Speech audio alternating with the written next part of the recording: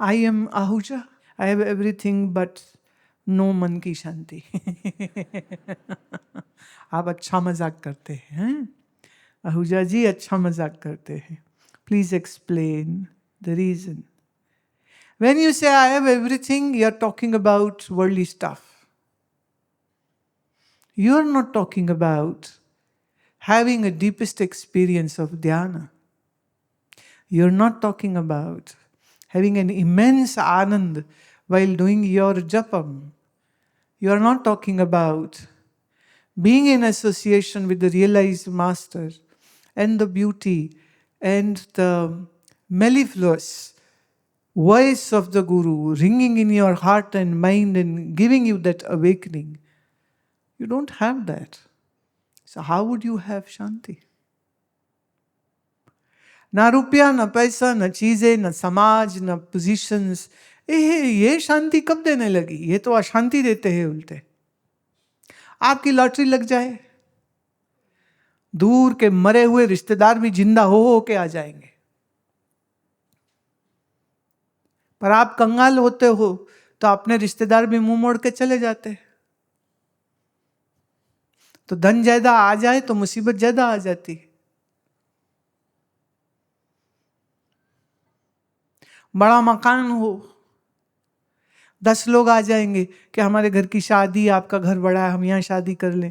कोई आएगा, हमारे वो रस्म क्रिया करनी, बाहर कोई जगह नहीं मिल रही है, आपके ड्राइंग रूम में कर लें, आपका गार्डन बड़ा अच्छा, हम यहाँ कर लें। वो तुम सोचते हो अरे मैंने इसलिए थोड़ी घर बनाया है।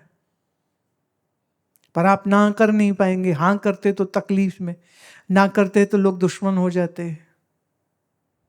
आपकी वस्तुएं, आपकी चीजें लोगों को द्वेष या कॉम्पिटिटिवनेस तो दे सकती है, शांति कहीं से नहीं देती है। सब है पर मन शांत क्यों नहीं? सब है मत कहिए, नहीं है सब। प्रेम के भाव गहरे मन में है नहीं, ज्ञान का चिंतन है नहीं, साधना का सुख है नहीं। सोचिए ना, सुबह अमृत वेले उठ करके स्नान आदि करके ऐसे जप में बैठे कि ना शरीर की सुध रहे ना मन की, इतना गहरा आनंद। और उस पर गुरु की सेवा। मुझे याद पड़ता है मेरी पहली जो गुरु पूर्णिमा थी, तो बड़ा एक एक्साइटमेंट था मेरे मन में। शायद उस समय पर 10वीं क्लास में मैं थी। तो मेरे जो आचार्य थे जिनसे हम पढ़ रहे थे, हमारे महाराज जी के शिष्य थे वो, तो अब उन्हीं के साथ करनी थी। तो रात भर नींद नहीं आई, पैसे जोड़ रखे थे। तो सुबह सुबह शायद 4 साढ़े 4 बजे मैं शिवालय हमारे घर के पास था, वहाँ फूल वाला बैठता था, तो उससे बहुत सारे फूल खरीदे। तो इतने थे कि प्लास्टिक की थैलियाँ तब होती नहीं थी, तो उसने एक डंडे के ऊपर वो फूल सारे, माला लंबी लंबी जो लड़ी होती ना फूल की, वो उसने दे दी। मैं अपने कंधे पे रख के, कोई समझ लीजिए 2-1 किलोमीटर तक पैदल गई। वो मेरे कंधे पे है, पाँव में जूता नहीं, कि गुरुदेव के लिए, आचार्य के लिए माला लेके जानी है।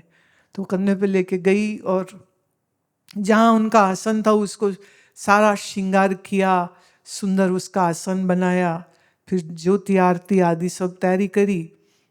थोड़े से 2-3 लोग कुछ और आ गए, इतने में उन्होंने आके आसन ग्रहण किया। कैसे बताएं आपको वो सुख, वो मस्ती, वह आनंद जो उस समय अनुभव किया। तो माला डाली, उनको तिलक करते में हाथ कांप रहे थे, इतना भाव और प्रेम से विभोर हुए पड़े थे। जब तिलक किया और आंख नहीं खुल रही थी कि आनंद से अश्रु इतने बह रहे थे, आंख खुल नहीं रही और आंसुओं से आंखें भरी हुई, आनंद के आंसू है, ठंडे आंसू है। और तिलक करके प्रणाम किया और बैठ गई। बैठी तो उठा ही नहीं गया। मुझे नहीं मालूम वो कब उठ के चले गए, मुझे नहीं मालूम बाकी लोग कब चले गए। मुझे जो सुधि आई है वो सुबह 6 बजे की ये सारी कार्यक्रम हुआ था, तो शाम के 7 बज चुके थे। 7 बजे तक उसी जगह में मैं बैठी हूँ और मन डूबा पड़ा है, शरीर की सुधि नहीं है। और जब सुधी आई तो जैसे कोई शराबी हो, और आँख नहीं खुल रही, चला भी नहीं जा रहा, पकड़ पकड़ के दीवार सीढ़ियाँ उतर के बामुश्किल वापस घर तलक आई। घर में माँ पूछे कहाँ थी कहाँ थी कहाँ थी, जवाब देने की हिम्मत नहीं, चुपचाप अपने कमरे में जाके और फिर से बैठ गए ध्यानस्थ। और फिर होश आई तो अगले दिन सुबह। माने क्या आनंद है वो गुरु पूजन का, जो सुख लिया, वो जो आनंद, वो तैयारी करने का। और फिर घंटों घंटों, मतलब समय का तो कोई मतलब नहीं है ना, कितना समय बीता पता नहीं है। और अगले दिन सुबह स्कूल जाना था, तो जैसे तैसे तैयार होके यूनिफॉर्म पहन के और अपने स्कूल तक चली गई। पर आँख अभी भी खुलना नहीं चाहती है, तो झूठ बोला टीचर को, मेरे सर में दर्द हो रही। उसने कहा कोई तो सिर डेस्क पे रख के यू रेस्ट। झूठ बोला उसको और उसने परमिशन दे दी। और फिर सिर रख के डेस्क पर मैं पड़ी रही, और टीचर पे टीचर, क्लास पे क्लास चेंज हो रही थी, और टीचर आ रही जा रही। तो मेरे जो साथी थे वो टीचर को बोल देते थे इसके सर में बहुत दर्द हो रही। तो टीचर अच्छा ओके यू रेस्ट। डेस्क पे सिर रख करके पूरा क्लास उस दिन की ऐसे ही निकल गई। शाम को जाकर के कहो तो कुछ व्यवहार करने लायक हो पाई। क्या आनंद है ये! इससे उत्तम क्या हो सकता है? तभी तो मैं कहती हूं, अगर वास्तव में गुरु प्रेम अंदर होए तो ध्यान लगाने नहीं पड़ते, ध्यान लग जाते हैं। समाधियां लगाने की मेहनत नहीं करनी पड़ती, वो तो प्रसाद से ही मिल जाती है। तो ज्ञान और प्रेम और ध्यान का ये समंदर अगर तुम्हारे पास नहीं है तो मत कहो मेरे पास सब कुछ है और शांति नहीं है। असली चीज नहीं है, बाकी है। और जो बाकी है वो काफी नहीं है मन को अच्छा सुख का अनुभव, शांति का अनुभव देने के लिए। नहीं है काफी वो।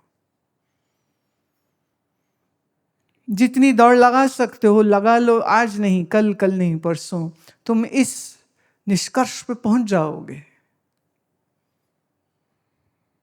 जो मजा विसाले यार में है वो मजा इस संसार में कहाँ। विसाले यार मतलब अपने यार को आमने सामने देखना। जो मजा विसाले यार में है वो मजा इस संसार में कहाँ। अब संसार में ढूंढ रहे हो वो मजा जो यार से मिलना है, कैसे मिल जाएगा?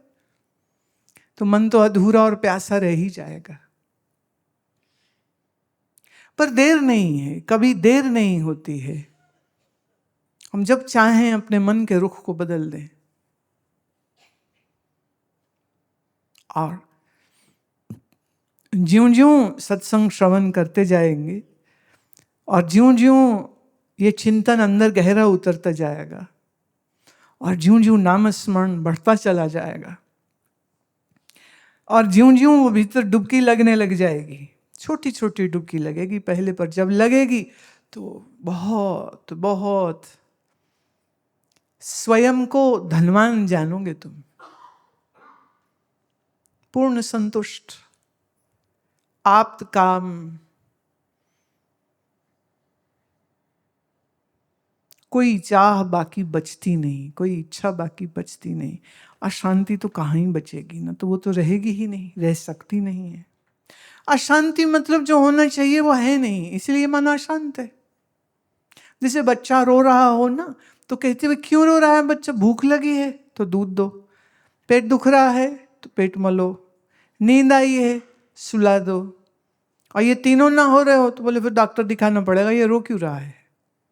उनका खिलौना चाहिए तो दे दो। पर इससे भी अगर बात समझने लगे तो फिर कहते डॉक्टर के लेके जाओ, ये रो क्यों रहा है? कारण होना चाहिए ना। तो मन अगर अशांत है तो कोई कारण होगा ना, कारण ढूंढिए।